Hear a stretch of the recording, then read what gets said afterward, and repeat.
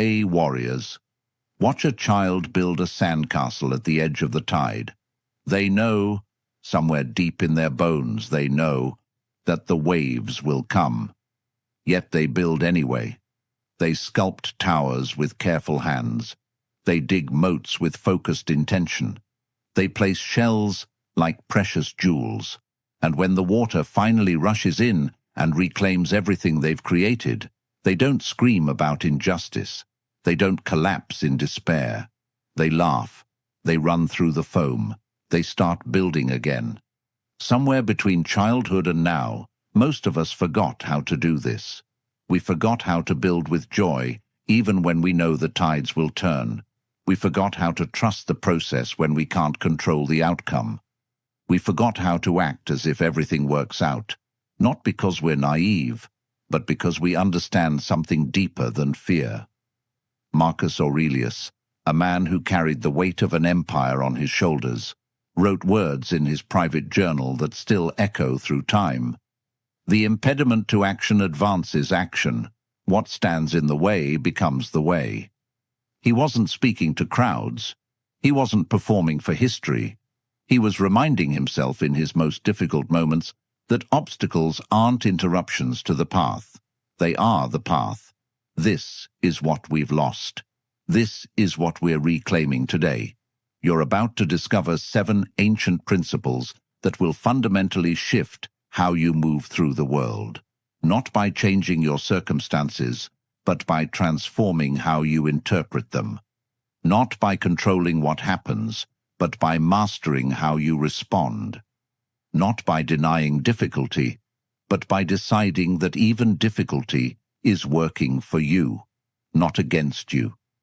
Imagine living with such deep trust that panic becomes foreign to you. Imagine moving through uncertainty with the calm of someone who knows, really knows, that they're being guided toward something good, even when the path looks dark.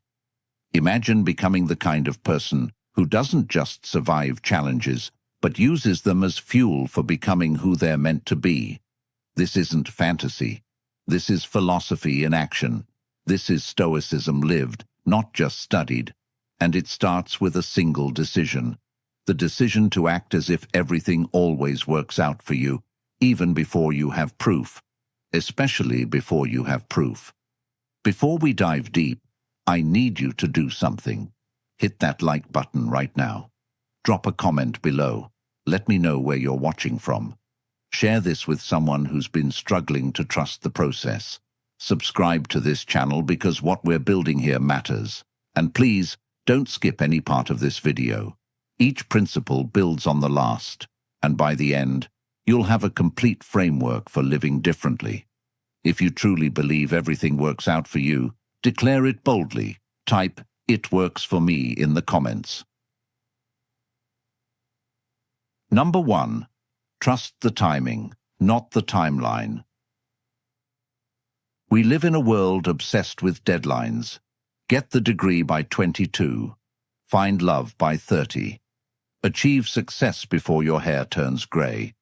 We've been handed invisible clocks that tick louder than our own heartbeats, and we measure our worth by how well we keep pace. But here's what the Stoics knew that we've forgotten. Life doesn't operate on your schedule. Epictetus taught, "No man is free who is not master of himself." And part of mastering yourself is releasing the illusion that you control time. You don't. You never did. What you control is how you show up in this moment, right now, regardless of where you think you should be.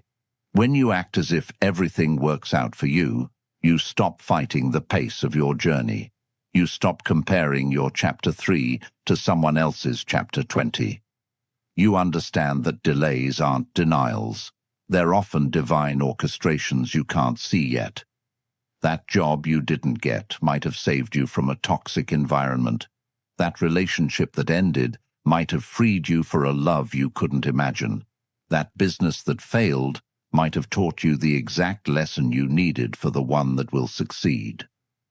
Trusting the timing means you plant seeds without obsessing over the harvest. You water them, you tend to them, and you believe that when the season is right, they will bloom. You don't dig them up every week to check if they're growing.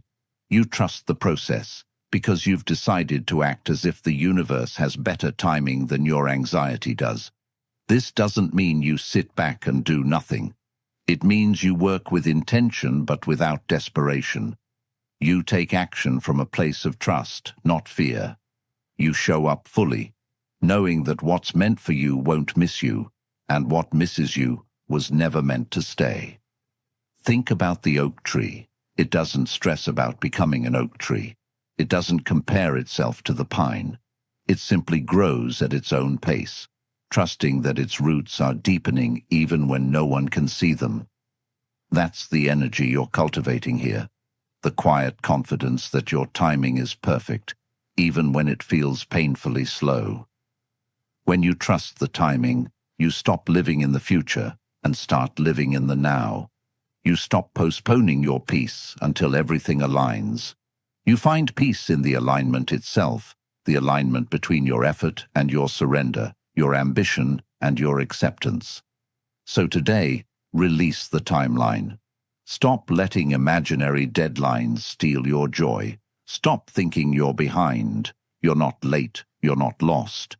You're exactly where you need to be, learning exactly what you need to learn. And when you act as if everything works out, you'll start to notice how often it does, just not always in the way or the time frame you expected. Number 2, reframe every setback as setup.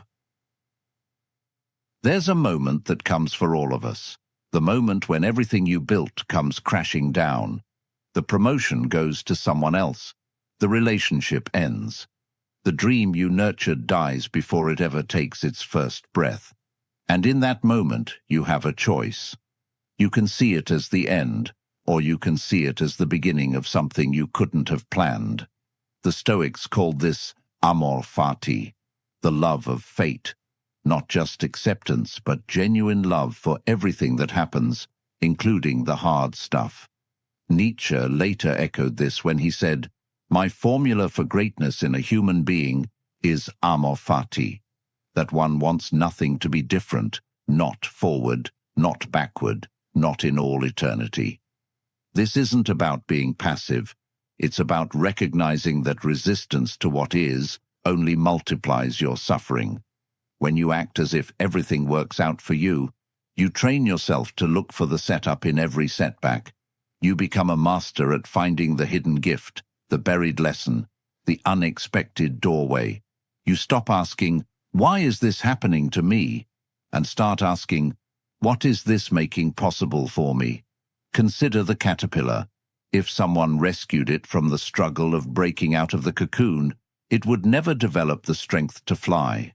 The struggle isn't a mistake. It's the entire point. Your setbacks work the same way. They're not interruptions to your journey.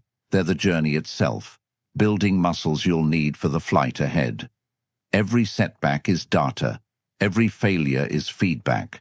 Every closed door is information about which direction to move next.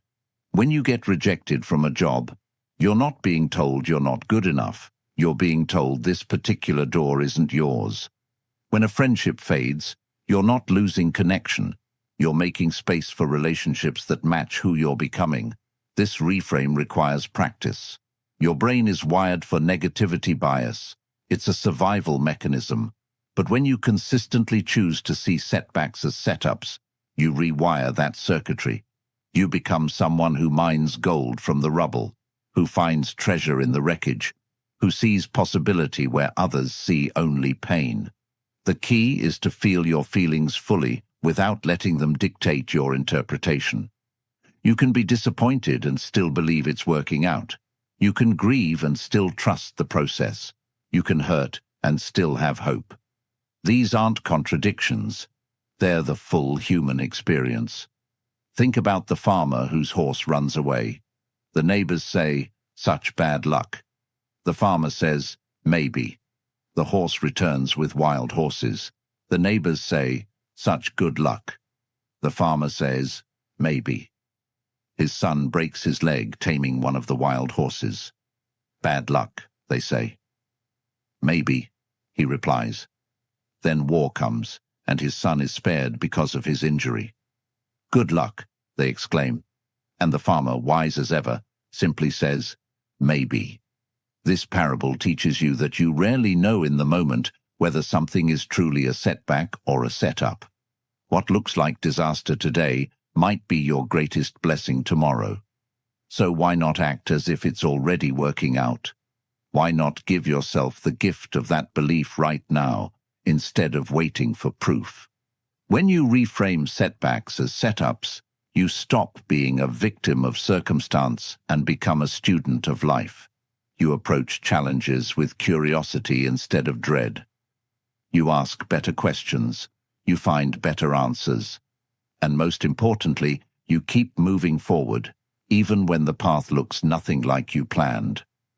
If you're ready to see obstacles as opportunities, comment, "Setback is set up" below. Number 3. Surrender control, strengthen trust. Control is the most seductive illusion we cling to. We believe if we just plan enough, worry enough, prepare enough, we can force life to bend to our will. We grip tightly to outcomes, to people, to timelines, and we call it being responsible. But the Stoics understood something we've forgotten. The tighter you grip, the more you suffer. Seneca wrote, "We suffer more often in imagination than in reality." Most of your anxiety isn't about what's happening, it's about what you think should happen and your desperate attempts to make it so. You exhaust yourself trying to control variables that were never yours to control in the first place. When you act as if everything works out for you, you practice radical surrender. Not the kind where you give up, but the kind where you give over. You distinguish between what's yours to control and what isn't. And here's the truth. There's very little you actually control. You don't control other people's choices. You don't control outcomes. You don't control timing. You don't even control tomorrow. What you do control is your effort, your attitude, your integrity, and your response. That's it. That's the entire list. And when you pour your energy into those things instead of everything else, life becomes remarkably lighter. Surrendering control doesn't mean you stop taking action. It means you take action without attachment to specific results. You do your best, then you release. You plant the garden, but you don't demand that it grow.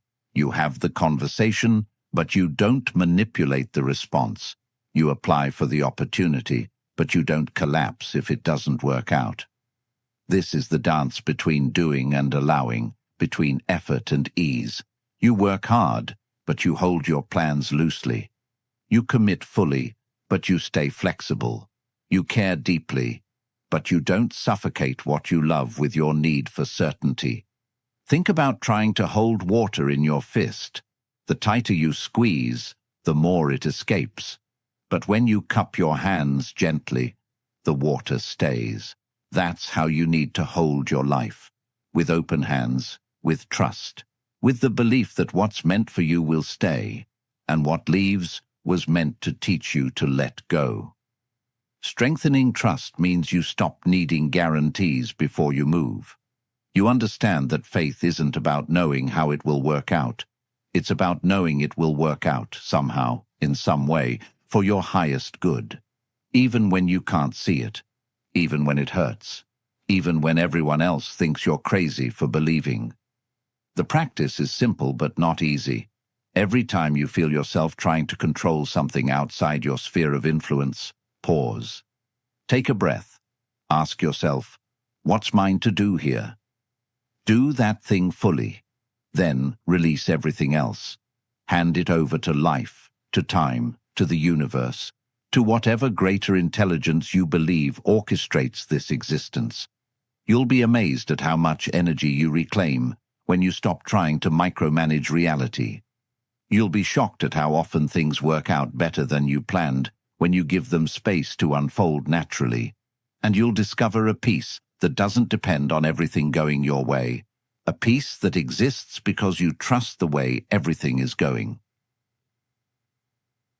Number 4. Act with certainty, even in uncertainty.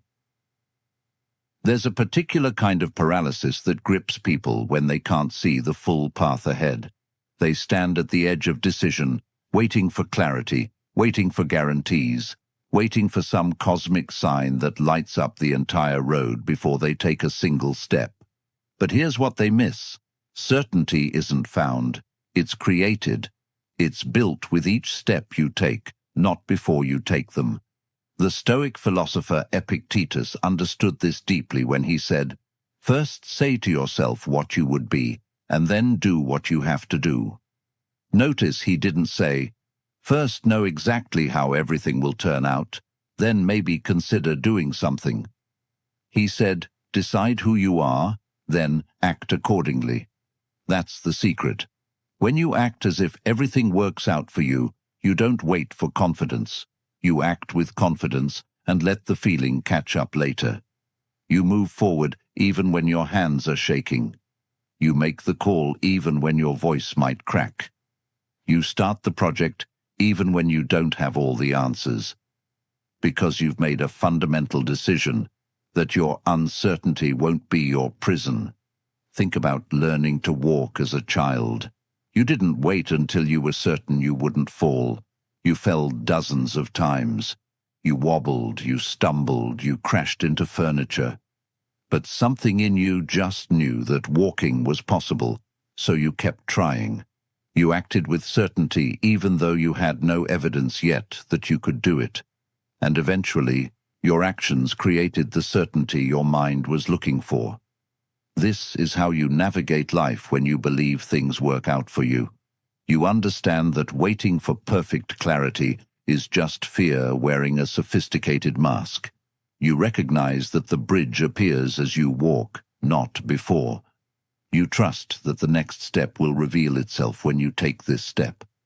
Acting with certainty doesn't mean being reckless. It means being decisive. It means gathering the information you can, consulting your inner wisdom, and then moving with conviction even if you don't have every answer. It means you stop letting "I don't know" become "I won't try." The neuroscience backs this up. Your brain doesn't distinguish much between real experience and vividly imagined experience. When you act as if you're certain, when you carry yourself with that energy, your brain starts to believe it. Your nervous system calms, your decisions sharpen, your presence strengthens. You literally become more capable because you're acting from a place of possibility instead of fear. Consider the tightrope walker. They don't cross by focusing on how they might fall. They cross by focusing on where they're going, by feeling the rope beneath their feet, by trusting their training and their balance.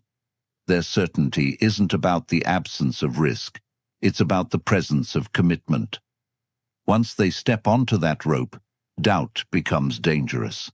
So they choose certainty. They act as if they've already made it to the other side. You can do the same in your life. When you're facing a difficult conversation, act as if it will go well. When you're pursuing a goal, act as if success is inevitable. When you're healing from pain, act as if wholeness is your natural state. This isn't delusion, it's direction. You're pointing yourself toward the outcome you want and letting that orientation guide your energy, your decisions, your presence. The people who change the world, who build remarkable things, who overcome impossible odds, they're not people who had more certainty than you. They're people who acted with certainty despite having the same doubts, the same fears, the same unknown variables. The difference is they didn't let uncertainty stop them. They used it as fuel. So today, tomorrow, this week, practice acting with certainty. Walk into rooms like you belong there. Speak your truth like it matters. Pursue your dreams like they're already real, just waiting in the future for you to arrive. Because when you act as if everything works out, you become the kind of person for whom everything does work out. Not because the universe plays favorites, but because you've stopped playing small. Show me you're done waiting for permission. Comment below, I am certain. Number 5. Find the gift in every moment. Life has a way of hiding treasure in unexpected places. Sometimes it's wrapped in disappointment. Sometimes it's buried beneath frustration. Sometimes it shows up in the exact moment you thought nothing good could possibly emerge. But it's always there, this gift, this lesson, this tiny miracle, waiting for you to notice it. Marcus Aurelius, who ruled the Roman Empire while practicing Stoicism, wrote in his Meditations, "When you arise in the morning, think of what a precious privilege it is to be alive, to breathe, to think, to enjoy, to love." He wasn't living an easy life. He faced wars, plagues, betrayal, and loss. Yet he chose to see the gift. He chose to find the privilege. He chose gratitude even when circumstances didn't demand it. When you act as if everything works out for you, you become a treasure hunter in your own life. You develop eyes that see beyond surface disappointments to deeper truths. You train yourself to ask not just what happened, but what can I receive from what happened? This isn't about forced positivity or pretending pain doesn't exist. It's about developing the maturity to hold multiple truths at once. Yes, this hurts. And yes, I'm growing. Yes, I lost something. And yes, I'm discovering something new. Yes, this is hard. And yes, I'm becoming stronger. The gift isn't always obvious. Sometimes you have to sit with an experience for months or years before you understand what it gave you. That heartbreak that shattered you might have cracked you open to a depth of compassion you never had before. That failure that humiliated you might have killed an ego that was keeping you small. That loss that devastated you might have shown you what truly matters. Finding the gift is an active practice. It requires intention. Every evening you could ask yourself, what was the gift in today? Maybe it was a stranger's smile. Maybe it was a problem you finally solved. Maybe it was the strength you found to keep going when you wanted to quit. Maybe it was the silence that let you hear yourself think. There's always something. This practice rewires your brain's default settings. Instead of scanning for threats and problems, which is what your ancient survival brain wants to do, you train yourself to scan for gifts and growth. You become someone who finds gold in ordinary moments, who extracts wisdom from everyday experiences, who sees possibility where others see only problems. Think about coal and diamonds. Same element, carbon. The only difference is pressure and time. The coal doesn't resist becoming a diamond. It doesn't curse the pressure. It simply transforms. That's what finding the gift does for your experiences. It lets pressure create something precious in you. When you look for the gift, you also become more present. You can't find hidden treasures if you're always somewhere else in your mind. You have to be here, now, paying attention, noticing. That difficult conversation might be teaching you boundaries. That traffic jam might be giving you unexpected time to think. That rainy day might be inviting you to rest. The gifts are everywhere, but you have to be present to receive them. This doesn't mean you become passive or accept everything without discernment. It means you stop wasting energy resisting what already is. You acknowledge reality fully and then you ask, now what? What's the opportunity here? What's the invitation? What's the gift I'm being offered? Sometimes the gift is in what didn't happen. The relationship that didn't work out saved you from years of incompatibility. The job you didn't get freed you for something better aligned. The plan that fell through opened space for something you couldn't have imagined. The gift of absence, the gift of redirection, the gift of divine no. These are gifts too. When you commit to finding the gift in every moment, you transform your relationship with life itself. You stop seeing yourself as a victim of circumstances and start seeing yourself as a student of existence. Every moment becomes your teacher. Every experience becomes curriculum. And the more gifts you find, the more you realize they were always there, just waiting for someone wise enough to claim them.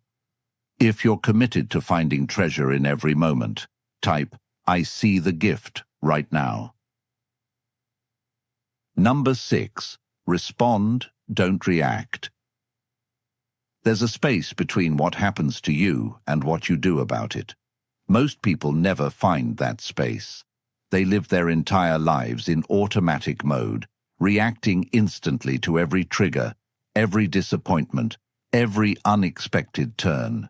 Someone cuts them off in traffic, and they're instantly angry. A text goes unanswered, and they spiral into anxiety. A plan changes, and they crumble into frustration. They've given away their power without even realizing it. The Stoics built their entire philosophy around this one insight. You cannot control what happens, but you can always control how you respond. Between stimulus and response, there is a space, and in that space lives your freedom, your power, your ability to act as if everything works out for you. Viktor Frankl, who survived the Nazi concentration camps, captured this perfectly when he wrote, "Between stimulus and response, there is a space. In that space is our power to choose our response. In our response lies our growth and our freedom." He learned this in the most brutal circumstances imaginable. If he could find that space in a concentration camp, you can find it in your daily life. When you act as if everything works out for you, you become a master of the pause. You don't let external events dictate your internal state. You don't hand your peace over to circumstances. You don't let someone else's bad day become your bad day. You create that sacred pause between what happens and what you do. And in that pause, you choose wisdom over impulse. Reacting is automatic. It's survival brain taking over. It's fast, instinctive, and often destructive. When you react, you're not really you. You're a bundle of old patterns, past wounds, and conditioned responses. You're letting history make your decisions. You're letting fear drive the car. Responding is different. Responding is conscious. It's you at your highest self, making a choice about how you want to show up. It requires you to slow down just enough to ask, who do I want to be in this moment? What response serves my highest good? How can I handle this in a way I'll be proud of tomorrow? Think about water again. When you throw a stone into reactive water, it splashes violently, disrupting everything around it. But when you drop that same stone into calm water, it creates ripples, gentle, expanding, beautiful. Same stone, different response. You get to choose which kind of water you are.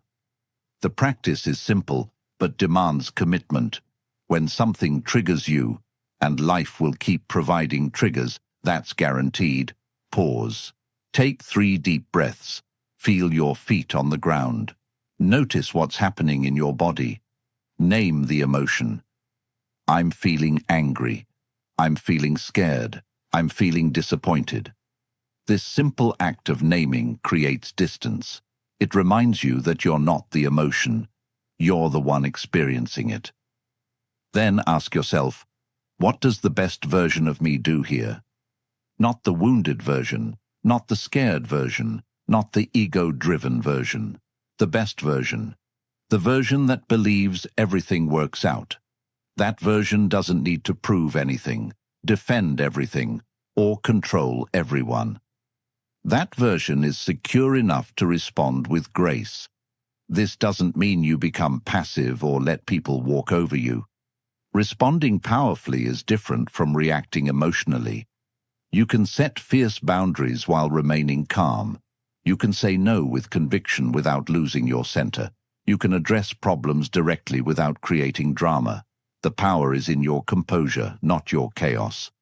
Consider the martial artist. They don't meet force with force. They don't react to every punch with blind aggression. They stay centered. They read the situation. They respond with precision. Their power comes from their stillness, not their violence. They've trained themselves to stay present in the middle of conflict. You can train yourself the same way. When you respond instead of react, you break generational patterns. You stop perpetuating the same arguments, the same dynamics, the same cycles. You become the one who transforms energy instead of transmitting it. Someone brings you their anger, and you respond with calm. Someone brings you their chaos, and you respond with clarity. You don't absorb their state, you offer them a different one. This practice changes everything. Your relationships improve because you're no longer escalating conflicts. Your decision-making sharpens because you're not choosing from panic. Your self-respect deepens because you're showing yourself that you can be trusted to handle whatever comes. You become unshakable, not because nothing bothers you, but because you've learned to create space before you act. The world needs more people who respond instead of react. People who pause before they post. People who breathe before they speak. People who think before they act. People who act as if everything works out, even in moments when nothing seems to be working at all. Prove to yourself you're choosing differently. Drop "I choose peace" in the comments. Number 7. Become evidence of what you believe. Here's the final truth that ties everything together. Belief without embodiment is just wishful thinking. You can say you believe everything works out for you, but if your actions, your energy, your daily choices tell a different story, you don't really believe it yet. The universe doesn't respond to what you say, it responds to who you are. The Stoics didn't just philosophize, they lived their philosophy. Marcus Aurelius didn't write about virtue while ruling cruelly. Seneca didn't preach about simplicity while drowning in excess. Epictetus, who was born a slave, didn't just talk about inner freedom. He embodied it so completely that he became one of history's most influential teachers. They understood that wisdom isn't what you know, it's what you do. Ralph Waldo Emerson said it perfectly. What you do speaks so loudly that I cannot hear what you say. Your life is your message. Your daily habits are your real beliefs. Your consistent actions are your true philosophy. You can claim you trust the process, but if you're anxious and controlling, you don't trust it. You can say you believe in divine timing, but if you're constantly panicking about being behind, you don't believe it. When you act as if everything works out for you, you become living proof of that belief. You walk differently. You speak differently. You make decisions differently. You carry yourself with a quiet confidence that doesn't need to announce itself. People feel it in your presence. This person isn't faking it anymore. They're actually living it. Becoming evidence means your inner world and outer world align. There's no gap between what you claim to believe and how you actually live. When opportunity knocks, you answer with readiness, not surprise. When challenges arise, you meet them with steadiness, not panic. When things don't go as planned, you adjust with grace, not bitterness. This is about integrity in its truest sense, integration. Your thoughts, your words, your actions, all pointing in the same direction. You're not one person in your mind and another person in your life. You're whole. You're congruent. You're authentic.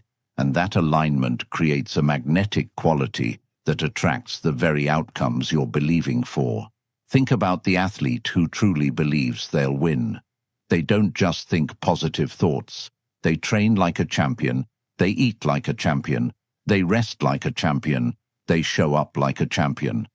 Their belief isn't separate from their behavior. Their behavior is their belief in action. That's what makes them unstoppable. You do the same thing. If you believe everything works out for you, you stop playing victim. You stop complaining endlessly about circumstances. You stop gossiping about how unfair life is. Instead, you take responsibility for your energy, your choices, your response.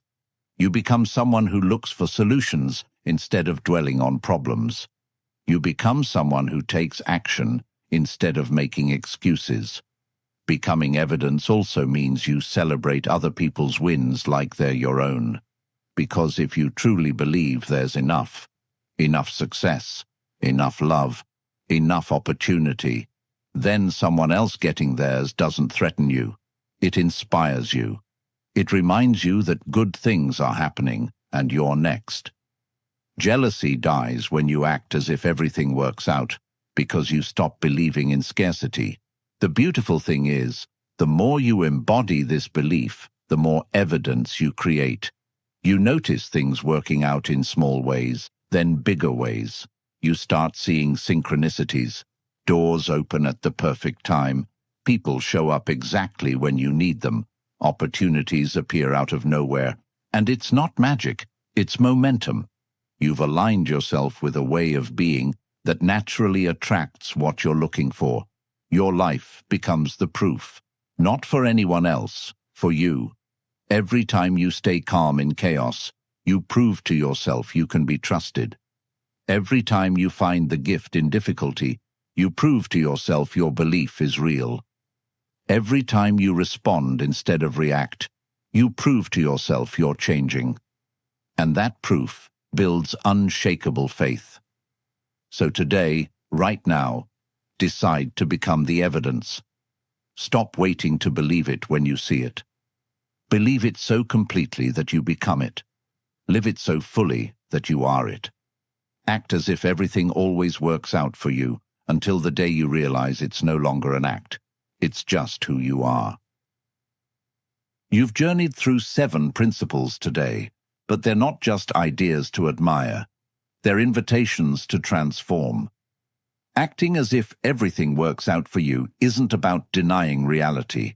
It's about choosing which reality you're going to feed.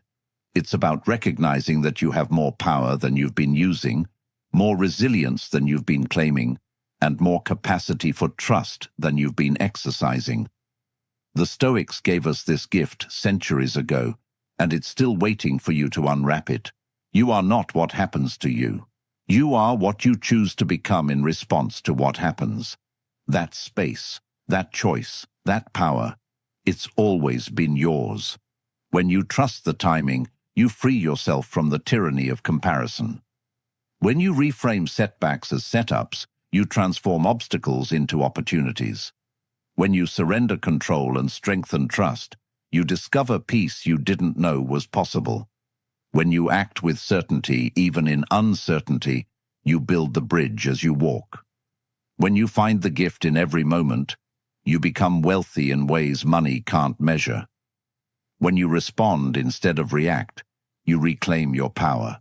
And when you become evidence of what you believe, you stop waiting for your life to begin. You realize it already has. This isn't theory, this is practice. Daily, imperfect, beautiful practice. You'll forget. You'll slip back into old patterns. You'll have moments of doubt. That's okay. That's human. What matters is that you return, you remember, you choose again.